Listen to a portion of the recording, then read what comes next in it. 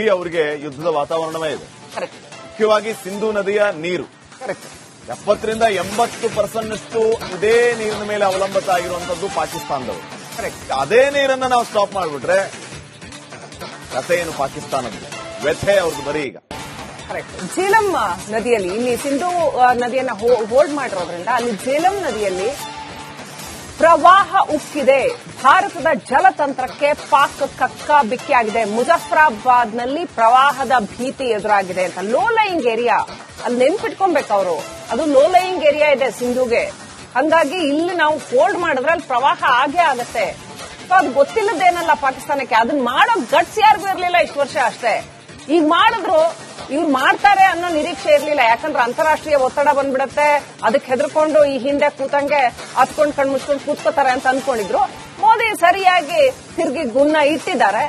ಈಗ ಎಂತ ದುರಂತ ಅಂತಂದ್ರೆ ಅಲ್ಲಿನ ಸೇನಾ ಮುಖ್ಯಸ್ಥರುಗಳು ಅವ್ರ ಕುಟುಂಬನೆಲ್ಲ ಬೇರೆ ಬೇರೆ ದೇಶಕ್ಕೆ ಕಳಿಸ್ತಾ ಇದಾರಂತ ಆಲ್ರೆಡಿ.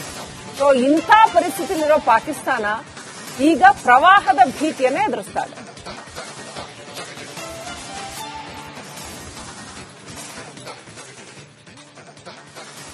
ಭಾರತ ಬಯಸಿದ್ರೆ ಪಾಕಿಸ್ತಾನಕ್ಕೆ ಬರಗಾಲ, ಭಾರತ ಬಯಸಿದ್ರೆ ಪಾಕಿಸ್ತಾನದಲ್ಲಿ ಪ್ರವಾಹ. ಅದಕ್ಕೆ ಉದಾಹರಣೆ ನಾವು ಹೇಳ್ತಾ ಇದ್ದೀವಿ.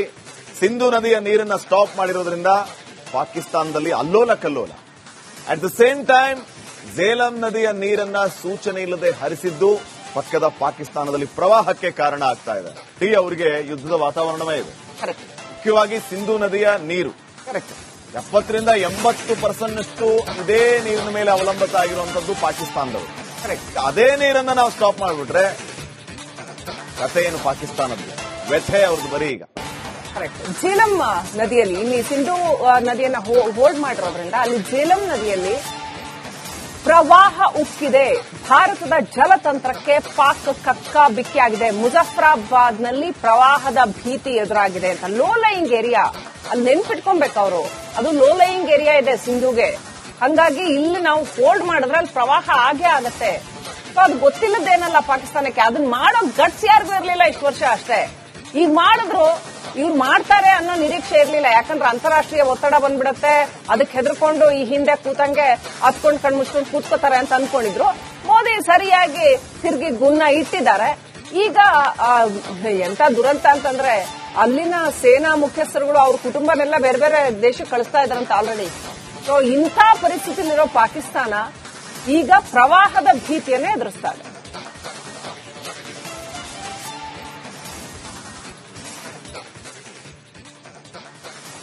ಭಾರತ ಬಯಸಿದ್ರೆ ಪಾಕಿಸ್ತಾನಕ್ಕೆ ಬರಗಾಲ, ಭಾರತ ಬಯಸಿದ್ರೆ ಪಾಕಿಸ್ತಾನದಲ್ಲಿ ಪ್ರವಾಹ.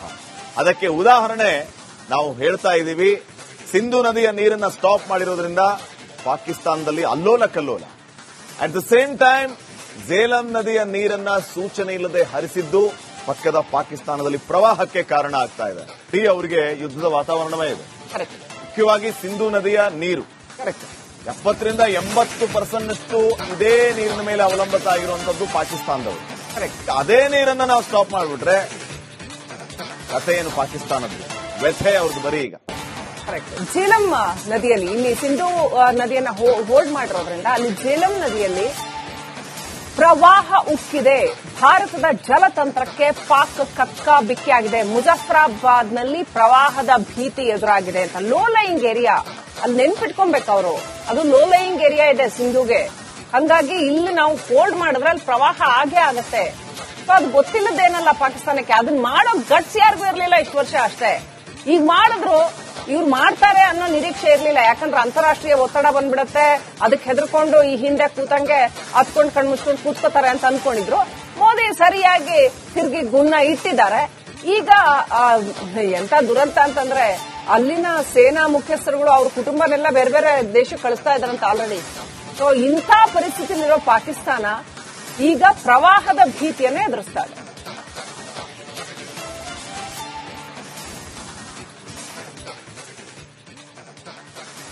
ಭಾರತ ಬಯಸಿದ್ರೆ ಪಾಕಿಸ್ತಾನಕ್ಕೆ ಬರಗಾಲ, ಭಾರತ ಬಯಸಿದ್ರೆ ಪಾಕಿಸ್ತಾನದಲ್ಲಿ ಪ್ರವಾಹ.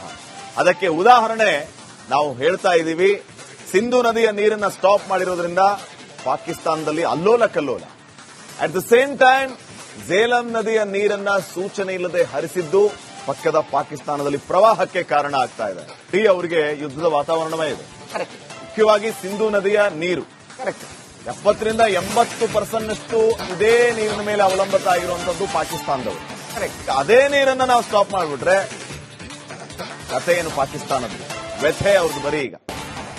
ಝೇಲಂ ನದಿಯಲ್ಲಿ ಇಲ್ಲಿ ಸಿಂಧೂ ನದಿಯನ್ನ ಹೋಲ್ಡ್ ಮಾಡಿರೋದ್ರಿಂದ ಅಲ್ಲಿ ಝೇಲಂ ನದಿಯಲ್ಲಿ ಪ್ರವಾಹ ಉಕ್ಕಿದೆ. ಭಾರತದ ಜಲತಂತ್ರಕ್ಕೆ ಪಾಕ್ ಕಕ್ಕ ಬಿಕ್ಕಿಯಾಗಿದೆ. ಮುಜಫರಾಬಾದ್ನಲ್ಲಿ ಪ್ರವಾಹದ ಭೀತಿ ಎದುರಾಗಿದೆ ಅಂತ. ಲೋ ಲೈಯಿಂಗ್ ಏರಿಯಾ ಅಲ್ಲಿ ನೆನ್ಪಿಟ್ಕೊಬೇಕು ಅವರು, ಅದು ಲೋ ಲೈಯಿಂಗ್ ಏರಿಯಾ ಇದೆ ಸಿಂಧುಗೆ. ಹಂಗಾಗಿ ಇಲ್ಲಿ ನಾವು ಹೋಲ್ಡ್ ಮಾಡಿದ್ರೆ ಅಲ್ಲಿ ಪ್ರವಾಹ ಆಗೇ ಆಗತ್ತೆ. ಅದು ಗೊತ್ತಿಲ್ಲದೇನಲ್ಲ ಪಾಕಿಸ್ತಾನಕ್ಕೆ, ಅದನ್ನ ಮಾಡೋ ಗಟ್ಸ್ ಯಾರಿಗೂ ಇರಲಿಲ್ಲ ಇಷ್ಟು ವರ್ಷ ಅಷ್ಟೇ.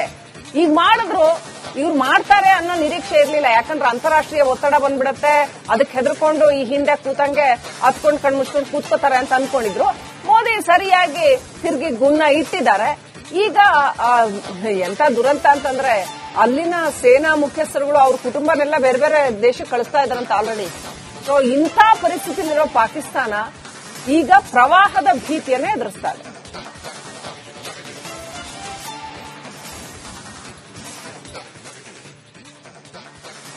ಭಾರತ ಬಯಸಿದ್ರೆ ಪಾಕಿಸ್ತಾನಕ್ಕೆ ಬರಗಾಲ, ಭಾರತ ಬಯಸಿದ್ರೆ ಪಾಕಿಸ್ತಾನದಲ್ಲಿ ಪ್ರವಾಹ.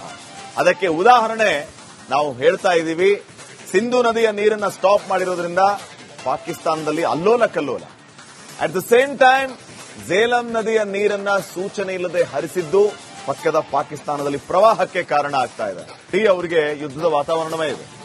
ಮುಖ್ಯವಾಗಿ ಸಿಂಧೂ ನದಿಯ ನೀರು 70ರಿಂದ 80% ಇದೇ ನೀರಿನ ಮೇಲೆ ಅವಲಂಬಿತ ಆಗಿರುವಂತದ್ದು ಪಾಕಿಸ್ತಾನದವರು.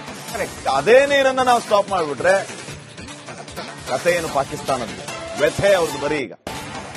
ಝೇಲಂ ನದಿಯಲ್ಲಿ ಇಲ್ಲಿ ಸಿಂಧೂ ನದಿಯನ್ನ ಹೋಲ್ಡ್ ಮಾಡಿರೋದ್ರಿಂದ ಅಲ್ಲಿ ಝೇಲಂ ನದಿಯಲ್ಲಿ ಪ್ರವಾಹ ಉಕ್ಕಿದೆ. ಭಾರತದ ಜಲತಂತ್ರಕ್ಕೆ ಪಾಕ್ ಕಕ್ಕ ಬಿಕ್ಕಿಯಾಗಿದೆ. ಮುಜಫರಾಬಾದ್ನಲ್ಲಿ ಪ್ರವಾಹದ ಭೀತಿ ಎದುರಾಗಿದೆ ಅಂತ. ಲೋ ಲೈಯಿಂಗ್ ಏರಿಯಾ ಅಲ್ಲಿ ನೆನ್ಪಿಟ್ಕೊಬೇಕು ಅವರು, ಅದು ಲೋ ಲೈಯಿಂಗ್ ಏರಿಯಾ ಇದೆ ಸಿಂಧುಗೆ. ಹಂಗಾಗಿ ಇಲ್ಲಿ ನಾವು ಹೋಲ್ಡ್ ಮಾಡಿದ್ರೆ ಅಲ್ಲಿ ಪ್ರವಾಹ ಆಗೇ ಆಗತ್ತೆ. ಸೊ ಅದು ಗೊತ್ತಿಲ್ಲದೇನಲ್ಲ ಪಾಕಿಸ್ತಾನಕ್ಕೆ, ಅದನ್ನ ಮಾಡೋ ಗಟ್ಸ್ ಯಾರಿಗೂ ಇರಲಿಲ್ಲ ಇಷ್ಟು ವರ್ಷ ಅಷ್ಟೇ. ಈಗ ಮಾಡಿದ್ರು ಇವ್ರು ಮಾಡ್ತಾರೆ ಅನ್ನೋ ನಿರೀಕ್ಷೆ ಇರಲಿಲ್ಲ. ಯಾಕಂದ್ರೆ ಅಂತಾರಾಷ್ಟ್ರೀಯ ಒತ್ತಡ ಬಂದ್ಬಿಡತ್ತೆ, ಅದಕ್ಕೆ ಹೆದರ್ಕೊಂಡು ಈ ಹಿಂದೆ ಕೂತಂಗೆ ಹತ್ಕೊಂಡು ಕಣ್ಮುಚ್ಕೊಂಡು ಕೂತ್ಕೋತಾರೆ ಅಂತ ಅನ್ಕೊಂಡಿದ್ರು.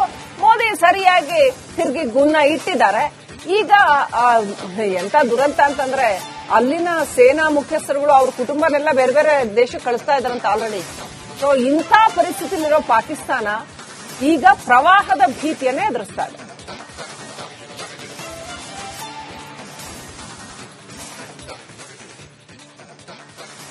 ಭಾರತ ಬಯಸಿದ್ರೆ ಪಾಕಿಸ್ತಾನಕ್ಕೆ ಬರಗಾಲ, ಭಾರತ ಬಯಸಿದ್ರೆ ಪಾಕಿಸ್ತಾನದಲ್ಲಿ ಪ್ರವಾಹ.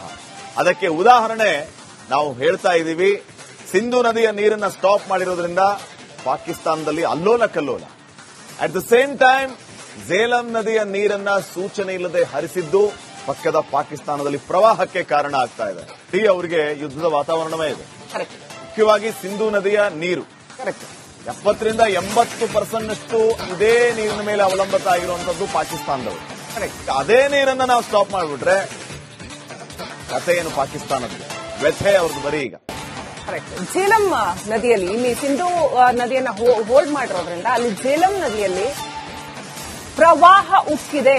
ಭಾರತದ ಜಲತಂತ್ರಕ್ಕೆ ಪಾಕ್ ಕಕ್ಕ ಬಿಕ್ಕಿಯಾಗಿದೆ. ಮುಜಫರಾಬಾದ್ನಲ್ಲಿ ಪ್ರವಾಹದ ಭೀತಿ ಎದುರಾಗಿದೆ ಅಂತ. ಲೋ ಲೈಯಿಂಗ್ ಏರಿಯಾ ಅಲ್ಲಿ ನೆನ್ಪಿಟ್ಕೊಬೇಕು ಅವರು, ಅದು ಲೋ ಲೈಯಿಂಗ್ ಏರಿಯಾ ಇದೆ ಸಿಂಧುಗೆ. ಹಂಗಾಗಿ ಇಲ್ಲಿ ನಾವು ಹೋಲ್ಡ್ ಮಾಡಿದ್ರೆ ಅಲ್ಲಿ ಪ್ರವಾಹ ಆಗೇ ಆಗತ್ತೆ. ಸೊ ಅದು ಗೊತ್ತಿಲ್ಲದೇನಲ್ಲ ಪಾಕಿಸ್ತಾನಕ್ಕೆ, ಅದನ್ನ ಮಾಡೋ ಗಟ್ಸ್ ಯಾರಿಗೂ ಇರಲಿಲ್ಲ ಇಷ್ಟು ವರ್ಷ ಅಷ್ಟೇ.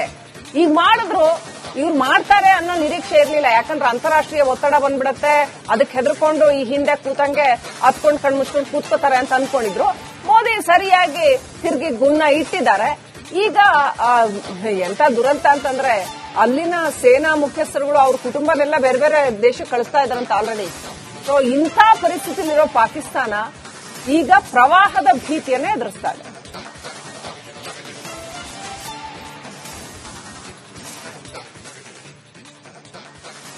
ಭಾರತ ಬಯಸಿದ್ರೆ ಪಾಕಿಸ್ತಾನಕ್ಕೆ ಬರಗಾಲ, ಭಾರತ ಬಯಸಿದ್ರೆ ಪಾಕಿಸ್ತಾನದಲ್ಲಿ ಪ್ರವಾಹ.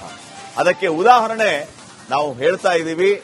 ಸಿಂಧು ನದಿಯ ನೀರನ್ನ ಸ್ಟಾಪ್ ಮಾಡಿರೋದ್ರಿಂದ ಪಾಕಿಸ್ತಾನದಲ್ಲಿ ಅಲ್ಲೋಲ ಕಲ್ಲೋಲ. At the same time Jhelum ನದಿಯ ನೀರನ್ನ ಸೂಚನೆ ಇಲ್ಲದೆ ಹರಿಸಿದ್ದು ಪಕ್ಕದ ಪಾಕಿಸ್ತಾನದಲ್ಲಿ ಪ್ರವಾಹಕ್ಕೆ ಕಾರಣ ಆಗ್ತಾ ಇದೆ.